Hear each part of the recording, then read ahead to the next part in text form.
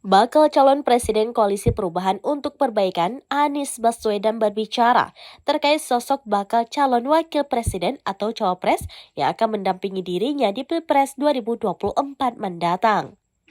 Dia menyebut sudah memiliki sosok bakal Cawapres yang akan mendampinginya itu.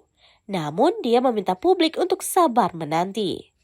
Hal tersebut ia ungkapkan saat acara temu kebangsaan di Tenis Indoor Senayan Jakarta Pusat pada Minggu 21 Mei 2023. Lebih jauh, mantan Gubernur DKI Jakarta itu masih enggan merinci kriteria sosok bakal cawapres tersebut. Saat ditanya lebih jauh terkait latar belakang figur bakal cawapres tersebut, Anies juga belum menjawab pertanyaan tersebut.